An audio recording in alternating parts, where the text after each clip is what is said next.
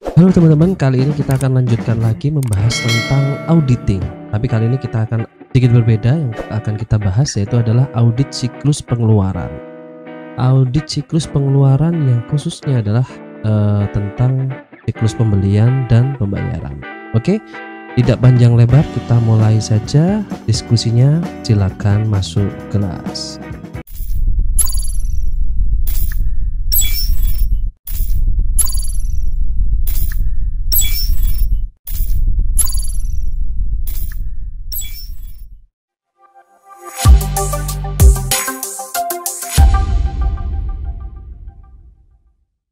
Oke, sekarang kita langsung saja siklus pengeluaran atau pembelian. Di sini kita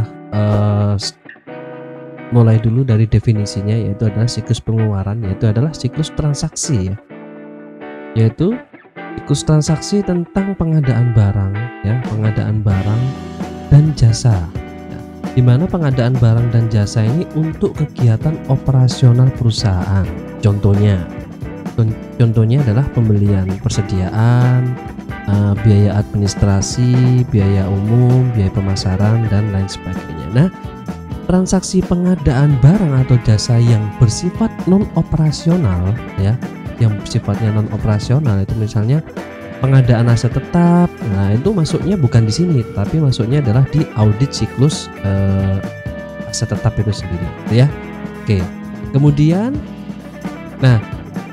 kompetensi yang harus dimiliki oleh seorang auditor ya, kompetensi yang harus dimiliki oleh seorang auditor untuk hal melakukan siklus audit pengeluaran dan pembelian khususnya, itu adalah ini auditor harus memang memahami betul akuntansi tentang persediaan barang, khususnya adalah barang dagang dan supplies kantor ya.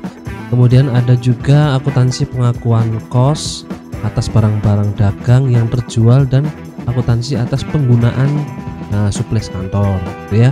Kemudian akuntansi untuk biaya administrasi ya, administrasi baik itu administrasi khusus maupun umum, serta biaya-biaya yang berhubungan dengan pemasaran, karena ini juga bagian dari pengeluaran ya, siklus pengeluaran. Kemudian ada akuntansi untuk alokasi biaya operasional ke masing-masing periode. Contohnya seperti apa? Seperti kayak biaya yang dibayarkan lebih dari satu periode akuntansi. Contohnya seperti yang pemasaran itu sendiri ya. Jadi waktu pemasaran kita biasanya melakukan pemasaran tersebut melebihi dari periode yang digunakan oleh perusahaan. Contohnya kita memasang baliho gitu ya. Bukan baliho ya, masang di Videotron gitu doang. Kita memasangnya selama 1 bulan. Nah, lebih dari 1 bulan, dimana periodenya mungkin yang digunakan oleh perusahaan tersebut bulanan. Nah, berarti ini biaya ini akan kita keluarkan setiap periode gitu ya, biaya pemasaran. Nah, kita keluarkan setiap periode yang berbeda. Nah, ini juga termasuk bagian dari biaya pengeluaran yang memang diperuntukkan arahnya untuk ke pemasaran, dimana pengakuannya harus diakui di masing-masing periode. Nah, maksudnya seperti itu. Nah, ini bagian dari kompetensi yang memang harus dipahami oleh auditor yang khususnya berhubungan dengan pengeluaran dan pembelian. Kira-kira kalau digambarkan dalam bentuk framework audit siklus pengeluaran, bentuknya kira-kira seperti ini ya. Jadi di sini bisa kita gambarkan saat kita melakukan pembelian barang atau mungkin menggunakan jasa ya, baik itu tunai maupun kredit, itu kita harus akui. Kemudian dalam pengakuan tersebut harus dilakukan pencatatan atau proses akuntansinya, baik itu akuntansinya dilakukan secara manual maupun digital ya. Nah, ini banyak kondisi-kondisi sekarang seperti kayak aplikasi-aplikasi digital yang melakukan proses-proses akuntansi. Nah, ini banyak seperti Zahir, Mayap, dan lain sebagainya.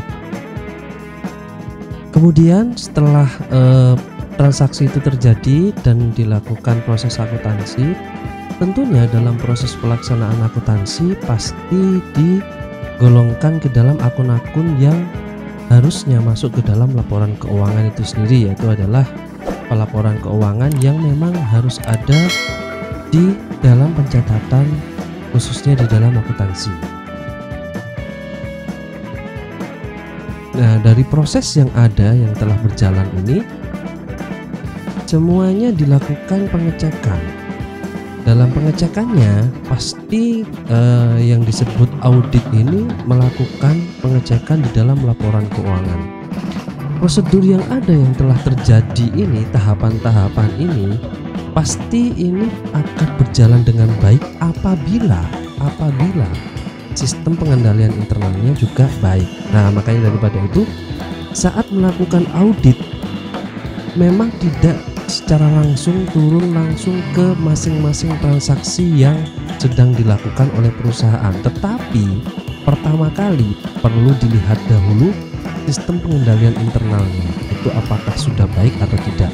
Dalam hal ini adalah sistem pengendaliannya adalah pelaksanaan dari masing-masing kegiatan yang harusnya dilakukan perusahaan yang khususnya berhubungan dengan siklus pengeluaran. Nah, saat sebelum mengecek langsung ke bagian masing-masingnya, tentu harus bisa dilihat juga gitu ya, sistem pengendalian internalnya bagaimana, dan apabila sistem pengendalian internalnya baik sesuai dengan prosedur, sesuai dengan ketentuan, nah tentunya di sini saat kita melakukan cross check gitu ya, melakukan cross check ke dalam masing-masing poin transaksi atau kegiatan ini, kita bisa mengambil atau menggunakan acuan dari kondisi sistem pengendalian internal yang ada. Jadi kalau SPI-nya ini baik di dalam proses akuntansinya, nah kita mungkin tidak perlu terlalu dalam cross check-nya, tetapi di hal-hal yang lainnya bagaimana, nah itu juga perlu dilakukan pengecekan sesuai dengan kondisi sistem pengendalian internal yang ada di dalam perusahaan itu sendiri. Nah, berikut beberapa transaksi siklus pengeluaran. Nah, di sini akan kita bahas satu persatu. Nah, tetapi sebelum kita membahas satu-satu perlu kita ketahui bahwa dalam audit siklus pengeluaran pembahasan difokuskan pada audit untuk transaksi pengadaan barang dagang ya. Di sini kita fokusnya adalah audit untuk transaksi barang dagang, karena ada beberapa hal di dalam siklus pengeluaran yang nanti akan kita bahas juga, tetapi yang kali ini kita akan contohnya, yang akan kita contohkan ya, maksud saya ya, itu adalah siklus pengeluaran yang fokusnya adalah tentang pengadaan barang dagang, agar kita di pembahasan berikutnya memiliki referensi yang sama, karena pengeluaran itu sendiri ada beberapa yang tadi di awal kita sudah sampaikan, ada pemasaran, biaya administrasi, umum, khusus, dan lain sebagainya. Tetapi di sini kita akan bahas itu ya. Oke. Yang pertama, transaksi siklus pengeluaran yang berhubungan dengan transaksi pengadaan barang, gitu ya. Yaitu adalah pembelian persediaan ya. Pembelian persediaan kita ketahui bersama bahwa apabila kita membeli persediaan pasti yang bertambah adalah persediaan itu sendiri, dan kemudian apabila belinya ini secara kredit pasti yang bertambah adalah utang. Tetapi kalau persediaan ini belinya secara tunai pasti yang berkurang adalah kas gitu ya. Oke, itu transaksi yang pertama. Kemudian yang kedua adalah penjualan barang ya, khususnya adalah barang dagang. Nah, apabila kita menjual barang, tentunya yang bertambah adalah dana yang kita dapat dari penjualan itu sendiri, atau biasanya umumnya dianggap atau disebut dengan harga pokok penjualan, gitu kan. Nah, itu yang bertambah. Kemudian yang berkurang apa ya? Tentunya kalau kita menjual barang, yang berkurang adalah barang dagangnya. Kira-kira seperti itu ya. Kemudian ada suplis kantor. Nah, karakteristiknya seperti ini. Ini ada utang dagang. Kalau seumpama ini melunasi barang dagang apabila belinya persediaan ini secara kredit gitu ya, kita melunasinya. Kemudian ada administrasinya. Jadi ini ada beberapa siklus, tetapi di sini sekali lagi kita akan fokusnya sebagai contoh agar referensi pembahasan kita sama gitu ya. Nanti adalah transaksi-transaksi yang memang fokusnya adalah ke arahnya pengadaan barang dagang, agar nanti kita tidak terlalu lebar gitu ya, dan nanti akan kita contohkan dalam video atau materi tersendiri yang membahas tentang salah satu contoh ya, mungkin nanti akan kita contohkan di penjualan barang dagang atau mungkin persediaan di pembahasan yang memang kita atau mungkin auditor bisa lakukan saat melakukan audit yang khususnya berhubungan dengan audit siklus pengeluaran. Oke. Nah, itu sekali lagi transaksi siklus pengeluaran yang sekiranya ada di dalam siklus pengeluaran, gitu ya. Kemudian di sini kita bisa ilustrasikan akun-akunnya yang memiliki pengaruh atau terpengaruh atas kegiatan transaksi pengeluaran. Ada akun-akun utang dagang ya, pelunasan utang, potongan tunai apabila kita mendapatkan potongan gitu ya saat melakukan pembelian atau pengadaan barang gitu ya. Kemudian ada pembelian apabila retur pembelian ya, apabila kita mengembalikan barang gitu ya, bagian dari akun-akun utang dagang. Kemudian pembelian barang dagang itu sendiri, pembelian bahan baku apabila itu bahan baku, dan pengakuan-pengakuan biaya-biaya yang lainnya yang berhubungan dengan transaksi persediaan barang dagang. Oke. Nah, di sini ini kita bahas satu saja ya yang berhubungan dengan pengadaan persediaan barang dagang, kira-kira seperti itu, agar kita bisa fokus akun-akunnya. Tentunya kalau berhubungan dengan transaksi yang lainnya, akun-akunnya ini juga berbeda ya. Nah, di sini nanti akan kita bahas tersendiri. Tapi agar kita fokus dalam pembahasan ini, kita memberikan atau menggunakan contoh topik yang kali ini, siklus pengeluaran ini adalah kita fokuskan kepada transaksi persediaan barang dagang, kira seperti itu. Oke.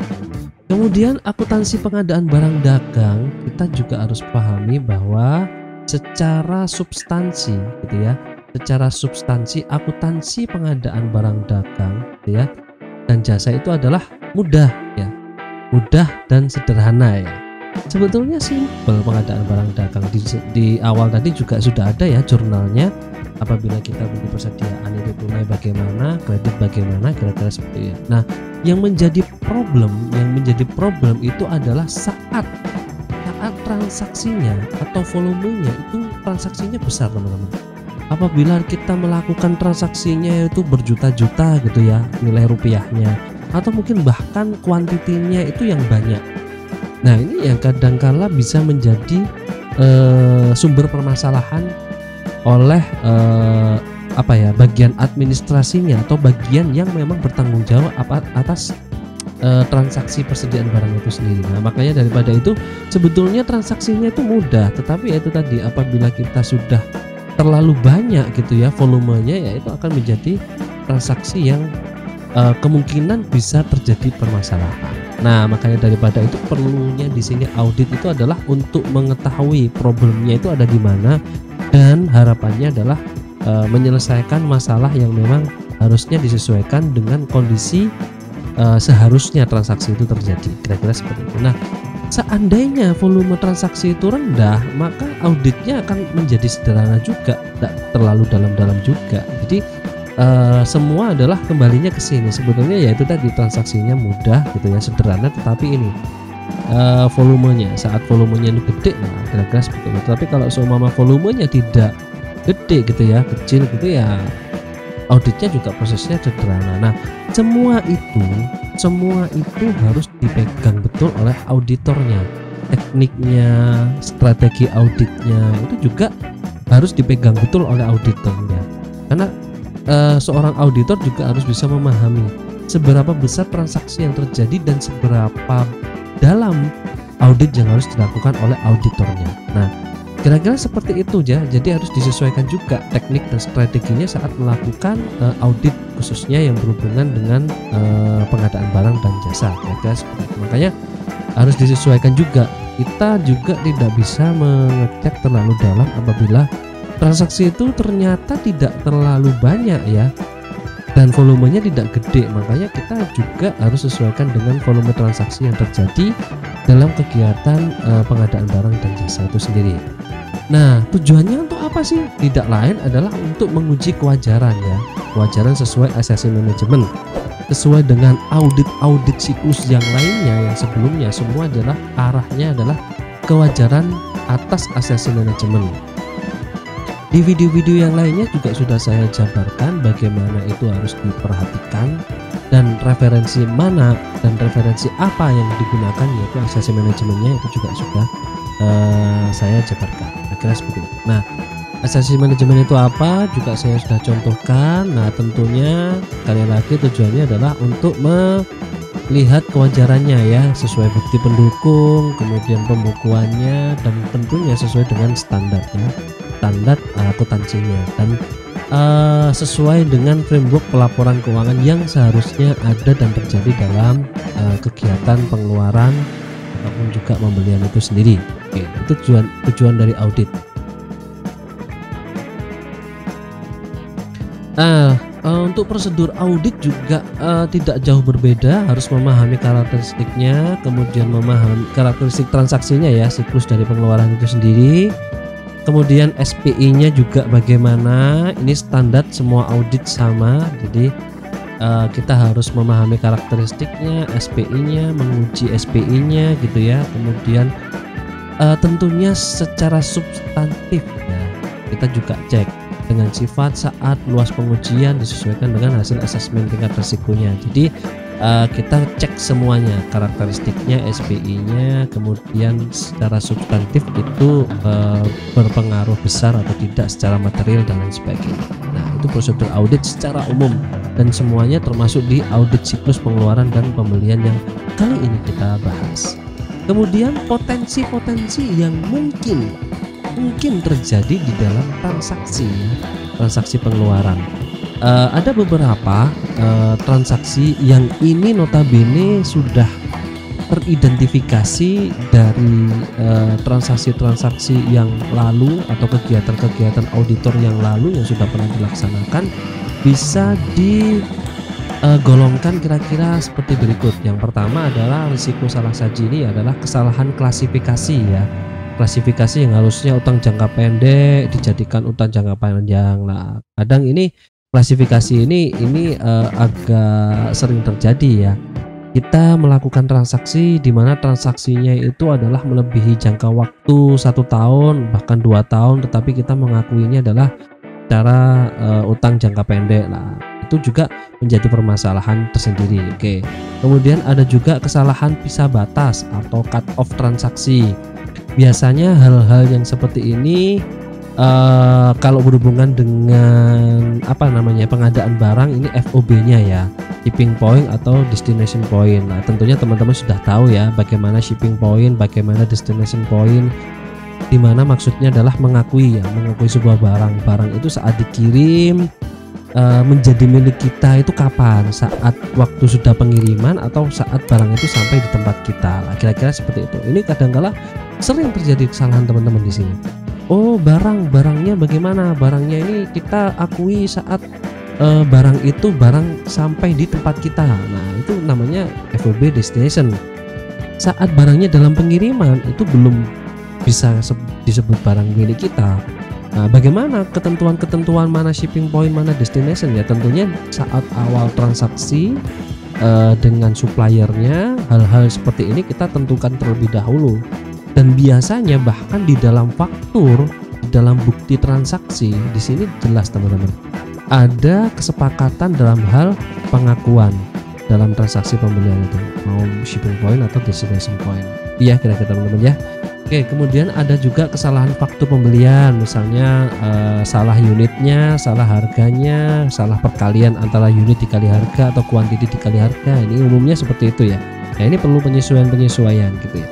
Kemudian ada juga kesalahan jurnal ya, akunnya debit apa, kreditnya apa, tidak sesuai dengan transaksinya. Nah, contoh yang tadi itu transaksinya beli tunai tetapi dicatatnya adalah kredit. Nah, ini kadang-kala seperti itu kesalahannya. Kemudian ada juga utang dilaporkan lebih rendah atau lebih tinggi, disesuaikan dengan kebutuhan pelaporan. Nah, kadang sebuah utang itu kita melakukan satu transaksi di mana transaksinya itu kadangkala tidak full semuanya utang.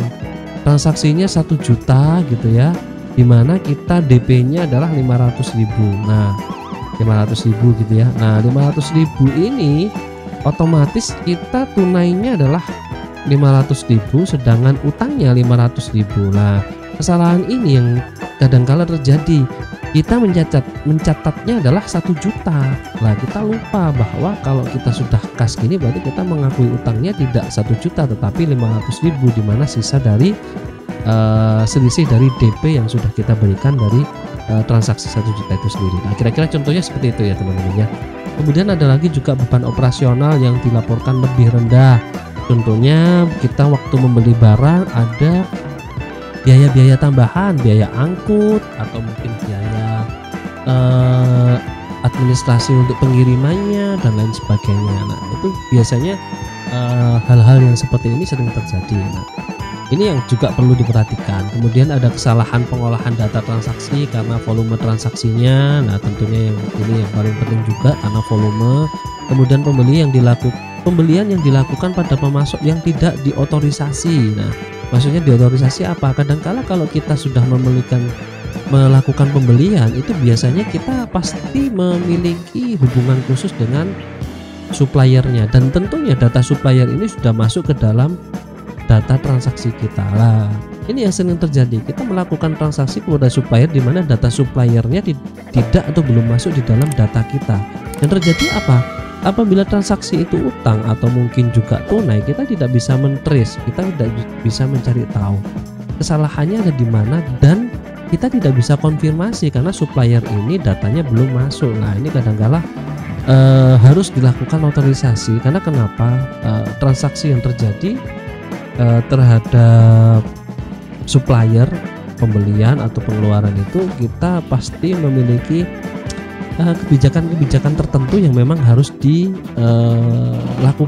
Contoh seperti termin, kemudian seperti ini tadi kebijakan shipping point atau destination point dan lain sebagainya. Karena karakteristiknya kadangkala satu perusahaan itu sama memiliki kebijakan yang sama. Oh, untuk supplier A kita menggunakan shipping point, oh untuk supplier B kita menggunakan destination, dan itu selalu digunakan untuk setiap satu transaksi. Jadi makanya kita tidak bisa, perusahaan itu bukan tidak bisa ya, perusahaan itu mencoba untuk meminimalisir terjadinya kesalahan. Makanya dari awal sudah dilakukan kesepakatan-kesepakatan agar tidak terjadi kesalahan yang arahnya lebih berdampak besar apabila kita tidak memiliki otorisasi terhadap supplier yang sudah menjadi bagian dari transaksi yang harusnya dilakukan oleh perusahaan. Kira-kira seperti itu. Kemudian ada lagi juga harga beli barang terlampau mahal gitu ya, yang tadi kuantitinya juga terlalu banyak, kemudian perkaliannya juga tidak sesuai. Kemudian cut off transaksi. Nah, ini cut off ini juga penting kan teman-teman. Kita kadangkala saat penerapan sebuah transaksi gitu ya, transaksi itu kita melakukan ordernya itu tanggal 25 Maret gitu ya, ordernya ya, order. Kemudian dari order tersebut ternyata barang itu dikirim dan sampai di tujuan atau di tempat perusahaan kita sampainya adalah tanggal 7 April contohnya seperti itu ya. Nah, 7 April ternyata saat kita menerima barang tersebut di situ ada satu faktur gitu ya, dimana fakturnya ini adalah tertulis tanggalnya tanggal saat kita order, karena waktu itu juga suppliernya mengirim barang saat kita order 25, tanggal 26 itu sudah dikirim. Nah, di dalam faktur ini diakui oleh perusahaannya tanggal 26. Nah, ini kadangkala kita cut off-nya bagaimana mengakuinya barang tersebut tanggal 26 fakturnya atau mungkin tanggal 7 April saat barang ini kita terima. Nah, hal-hal yang seperti ini kita juga perlu perhatikan cut off seperti ini. Ini salah satu contoh cut off ya. Ada juga cut off contohnya seperti ini. Kita menerapkan aplikasi akuntansi. Saat kita pertama kali aplikasi akuntansi yang digunakan menggunakan Mayop contoh ya. Mayop. Nah, selang berjalannya waktu, karena menemukan aplikasi yang terbaik, kita menggunakan aplikasi yang baru. Contoh kita menggunakan aplikasi online ya, jurnal, namanya aplikasinya Jurnal. Nah, bagaimana kapan kita menerapkan ini? Nah, tentunya di sini kita harus menentukan yang namanya cut off. Karena pelaporan yang ada di sini harus ditutup betul di sini pelaporan keuangannya. Kemudian dari laporan yang ini neraca atau laporan akhir perusahaannya harus dimasukkan ke sini. Dan ini penggunaan aplikasi yang baru ini murni dari tutup buku dari penggunaan aplikasi yang lama. Jadi kalau ada kesalahan transaksi di sini, contohnya dimulai bulan tahun 2002 gitu ya, tahun 2022, di sini tahun 2023. Jadi apabila ada kesalahan transaksi, di mana kesalahan transaksi itu transaksinya tahun 2022, maka pengecekannya tidak di dalam aplikasi yang baru tetapi di aplikasi yang lama. Dan tentunya apabila dilakukan perubahan pasti berdampak ke neraca, dan neracanya harus disesuaikan juga ke aplikasi yang baru, neraca saldonya ya kira-kira teman-teman ya. Oke, kira-kira ini salah satu contoh juga penerapan sebuah cut off gitu ya. Oke, kemudian ada juga utangnya dibayar 2 kali. Nah ini biasanya terminnya pencatatannya tidak baik atau buku pembantu utangnya juga tidak lakukan administrasinya dengan baik. Nah ini juga kadang-kala sering terjadi. Kemudian penyalahgunaan uang ya untuk pelunasan utang dan lain sebagainya. Dan lain sebagainya teman-teman, banyak hal-hal yang memang menjadi bagian dari kesalahan atau kecurangan yang ada di dalam transaksi siklus pengeluaran juga pembelian. Kemudian bagaimana melakukan SPE-nya? Nah, sekali lagi teman-teman, sama dengan audit siklus yang lainnya, tentunya SPE-nya juga menjadi perhatian khusus karena bagaimana SPE ini menjamin keandalan informasi akuntansi. Kalau SPE-nya baik sesuai, pasti keandalan informasi akuntansi yang dihasilkan pelaporannya juga baik, gitu ya. Oke, kemudian tingkat potensinya salah saji itu pasti dipengaruhi oleh keandalan SPE-nya. Kalau SPE-nya tidak baik ya pasti tingkat potensi salah sajinya juga gede juga. Jadi makanya yang tadi itu kita gambarkan bahwa kita waktu ngaudit itu paling tidak kita cek, kita lihat dulu SPE-nya bagaimana. Kira-kira seperti itu. Oke. Kemudian untuk pelaporannya, komponen SPE-nya gitu ya, sesuai dengan asasi manajemennya yang digunakan, yang itu ya dimana mencakup lingkup pengendalian, asesmen risiko, aktivitas pengendalian, dan sistem informasi dan komunikasi serta monitoring dalam pelaksanaan semua yang ada di kegiatan transaksi-transaksi yang ada di dalam perusahaan itu sendiri. Harus dicek secara SPE-nya di mana poin-poinnya adalah 1, 2, 3, 4 gitu. Itu ya teman-teman ya. Nah, SPE ini juga tidak kalah pentingnya karena sekali lagi saya perlu tekankan bahwa di dalam slide ini, nah di sini kita sudah jabarkan bahwa bagaimana kita melakukan audit, pasti kita harus cek dulu SPE-nya, karena kalau SPE-nya bagus ya pasti permasalahan di dalamnya tidak terlalu banyak, tetapi SPE-nya kalau tidak bagus ya pasti tentu permasalahan itu banyak sekali. Kira-kira seperti itu teman-teman ya. Oke, kita lanjutkan lagi untuk SPE-nya. Potensi kesalahan errornya pasti apabila itu SPE-nya buruk yang tadi sudah saya sampaikan, dan fungsi-fungsinya tentunya. Nah di sini teman-teman, apabila itu digunakan teknologi, nah auditor juga harus tahu memahami teknologi. Jadi jangan sampai auditor itu hanya paham tentang auditor secara manual, tetapi juga auditor secara otomatisnya atau teknologi informasinya. Nah kalau apabila perusahaan itu menggunakan aplikasi akuntansinya, menggunakan alat bantu seperti Mayop, Zahir dan lain sebagainya, nah tentunya auditornya juga paham bagaimana cara menggunakan aplikasi-aplikasi tersebut, dan tentunya bagaimana sebuah teknologi ini gitu ya, bagaimana sebuah teknologi ini bisa mensupport kegiatan perusahaan itu. Ini teknologinya bisa mensupport kegiatan perusahaan itu, yang khususnya dimana pasti tujuannya adalah penggunaan teknologi anak untuk meminimalisir error dan fraud. Nah kita juga cek, nah paling gampang penggunaan teknologi informasi ini salah satu bentuk atau cara perusahaan agar melakukan mencoba untuk melakukan SPE, di mana teknologi yang digunakan bagus ya pasti SPE-nya juga kemungkinan bisa juga bagus, karena banyak sekali sekarang aplikasi-aplikasi akuntansi yang ditekankan adalah semua sesuai dengan prosedur akuntansi yang seharusnya. Nah ini salah satu cara perusahaan melakukan SPE.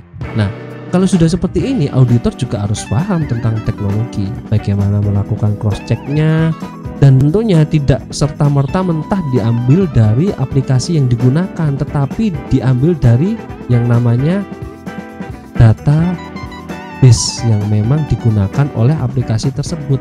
Karena aplikasi apapun itu pasti menggunakan database untuk penyimpanannya. Nah, yang dicek oleh auditornya itu adalah arahnya lebih ke database-nya. Database di mana menyimpan semua transaksi-transaksi yang berhubungan dengan siklus yang sedang diaudit oleh auditornya. Khususnya di sini adalah siklus pengeluaran dan pembelian.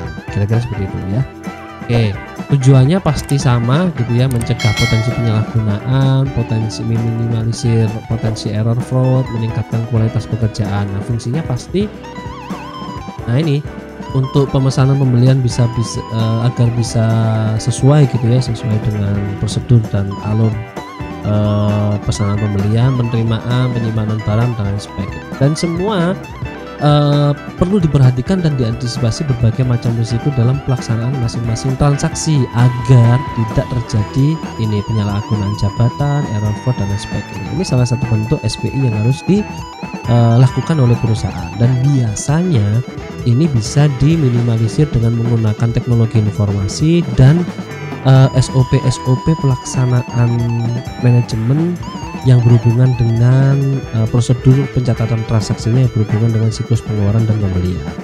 Oke, beberapa dokumen yang bisa dilakukan pengecekan terhadap transaksi pembelian atau pengadaan barang dagang seperti kayak transaksi bisnis, kemudian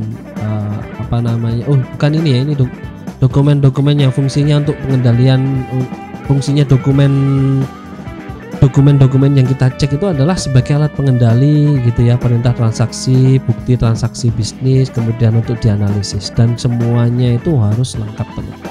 Bukti-bukti dokumen itu juga harus lengkap dan akurat gitu ya, sesuai dengan transaksinya. Ini juga dilakukan di dalam SPI.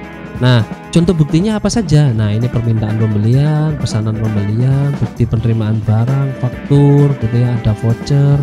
Kalau pembelian mengeluarkan barang, bayarnya dibayar tunai, kemudian menggunakan bukti pengeluaran kas.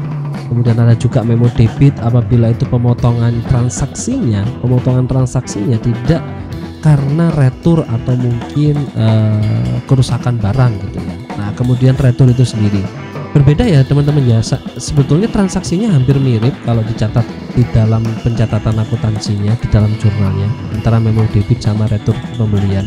Tetapi memo debit ini berbeda. Kalau retur sudah jelas barang itu dikembalikan.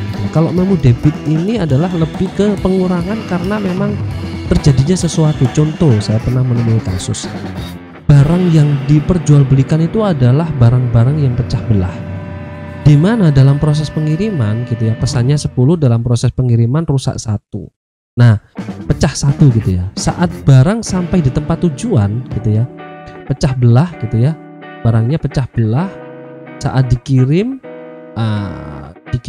nah ini biasanya menggunakan destination ya, shippingnya itu FOB-nya menggunakan destination,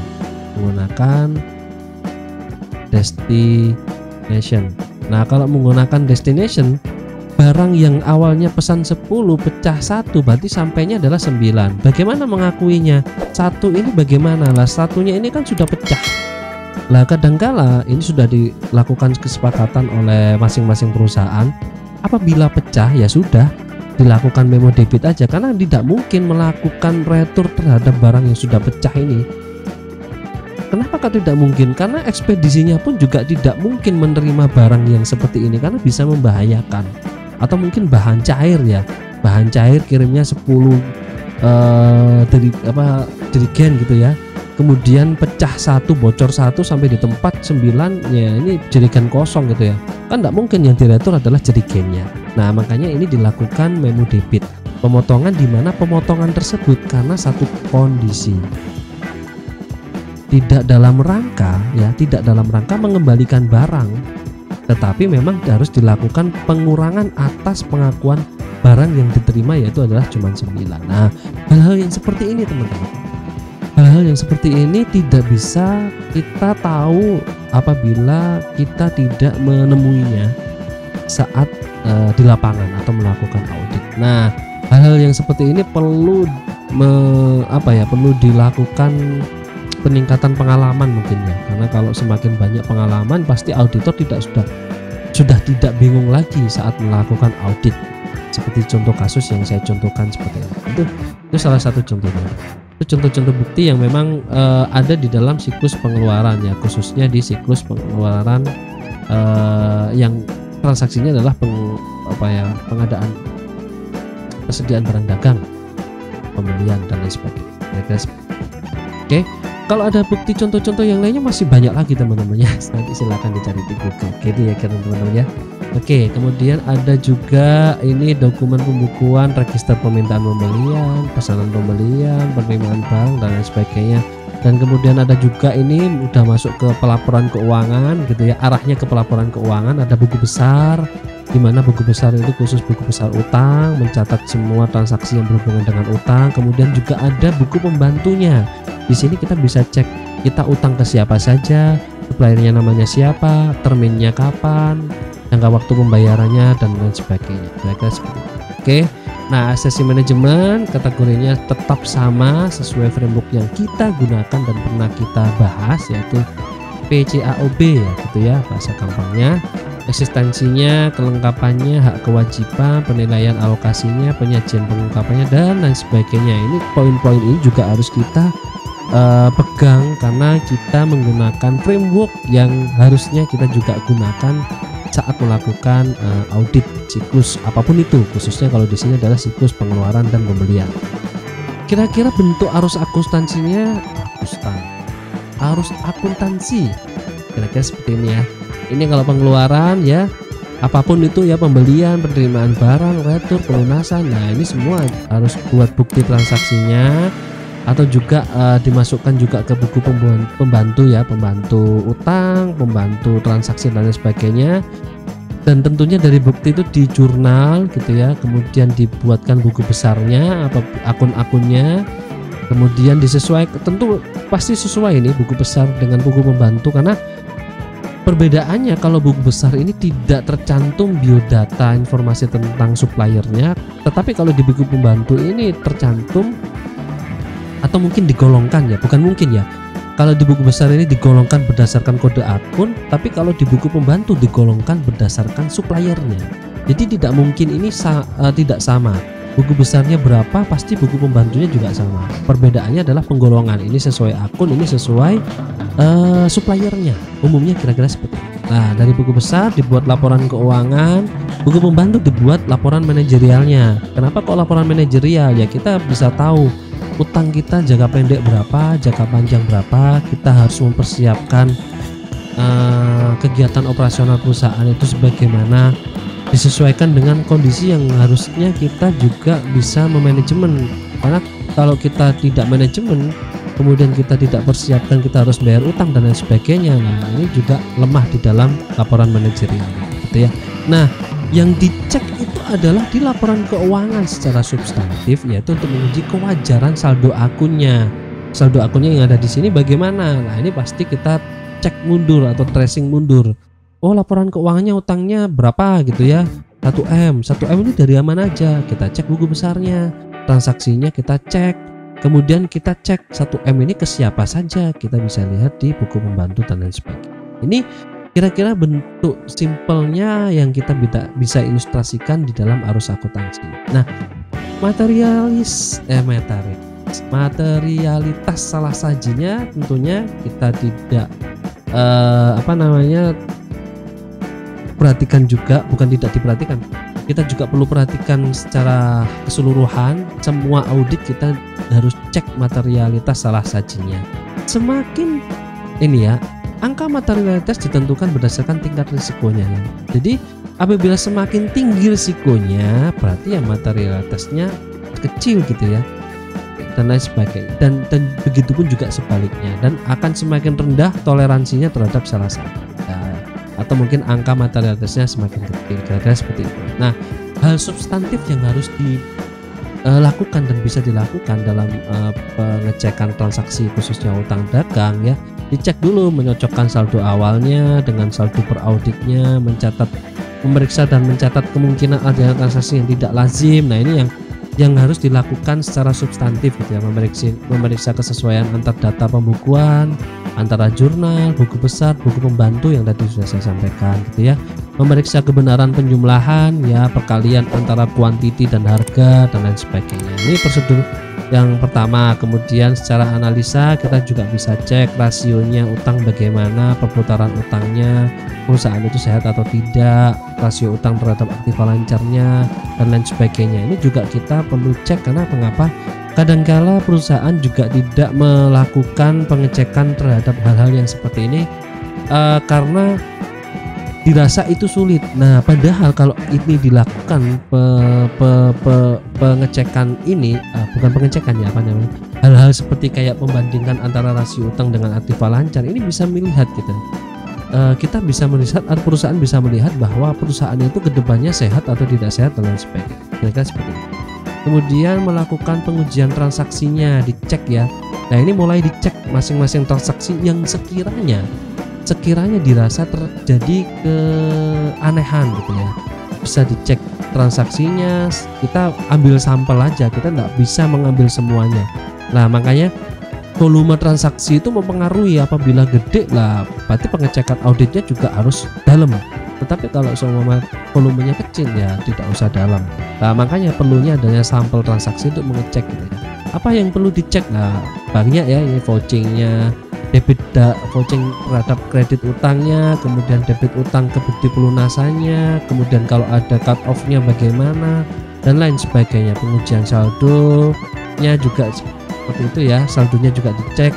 Kita ambil sampel utangnya kepada pemasok gitu ya, kita cek, oh utangnya berapa, kemudian kita cek di buku pembantunya dan lain sebagainya. Kemudian kita lakukan konfirmasi, betul tak utang perusahaan ini terhadap pemasoknya ini memang sebesar ini. Nah, apabila terjadi perbedaan, nah ini kita konfirmasi, kita investigasi, kita lakukan penyesuaian apabila itu terjadi kesalahan, dan melakukan review atas penyajian dan pengungkapan, ketepatan klasifikasi utangnya, kecukupan pengungkapan dan lain sebagainya. Nah, kira-kira itu adalah audit siklus pengeluaran dan pembelian. Habis ini akan kita contohkan secara spesifik bagaimana kita melakukan audit siklus pengeluaran, khususnya adalah untuk transaksi dagang ya, atau mungkin transaksi yang lainnya. Tapi lihat saja di video berikutnya.